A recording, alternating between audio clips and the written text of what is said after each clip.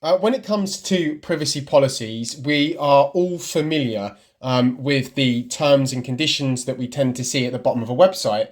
And we should be no different when we look at these terms and conditions or the privacy policies or the cookie agreements that we find on our applications. We find these in websites, on our mobile telephones, and anything that we tend to interact with. And if you haven't seen one of these, then you must have been living under a rock for a really long time. The consenting management platform, which it is known, is for consumer facing products. And when in the next decade or in the next 5 years or even now, we are about to set forth into the neuro wearable world where we will be consenting to these agreements. Now, the trick is that actually it's about understanding what we are agreeing to inside these contracts, yes, contracts that we are signing. As you can see here, there are 1,487 partners that if I accidentally press I accept all, that it will just disappear very quickly. And what happens is that I somehow have to have the inclination, the time and the ability to actually go back and collect all of my data back.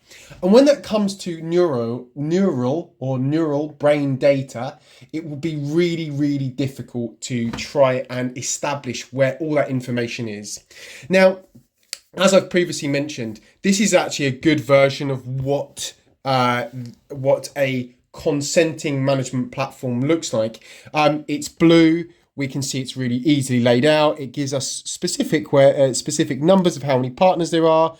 You can see the sheer amount of people that it goes through, like Google Consents, for example. And you can see it's grey or it's blue. It's really, really simple.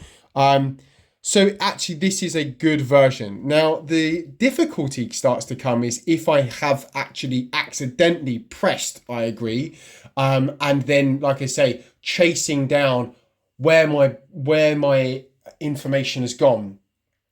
And the danger that we have is that this information can be easily changed or given to a third party, another third party, and you are actually signing their third party agreements and their third party agreements and so forth and so forth and so forth. And so what happens here is that as we have a consenting agreement platform in front of us, it's important to start to understand, well, what does it look like if I do actually get this wrong, and how do I retrieve back that information? And I can bet you bottom dollar that you don't really know how to do that. And that's part of the trick. This is the major deceptive pattern, is that you do not have the ability to go backwards and check where all of this information is. How do I contact this company? And sometimes the big problem is that when we do press reject all, that's your own personal decision, is that actually by pressing I reject all, does it actually do it? And what does that mean? Because in some way, shape or form, because you're using it through explicit consent, so you've gave explicit consent by use of a product, so you give it attention, then by what that means is that you've engaged with that product, meaning that you've gave it explicit consent and there is some level of understanding that you have consented. Now, when we speak about the deceptive dark patterns, the idea is that we need to work out how this is happening, familiarize ourselves with the information here shown.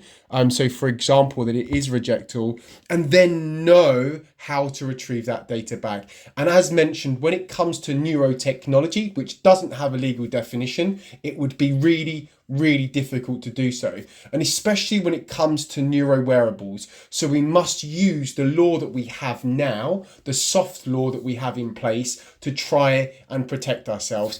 But the big danger does start to come when we start to aggregate that information. So when we start to pull all our brain data together, we push it into a database, and then it's all jumbled up, and then we don't know which bits are which until we apply another personal identifier to it. So all someone would have to do is pluck all that data out, start to apply quasi or personal identifiers to it, and then you would be able to identify who somebody was from their brain data. And the reason for that is because your brain data is so unique to you. No matter how much it's all mashed up in other people's data, it will always be unique to you.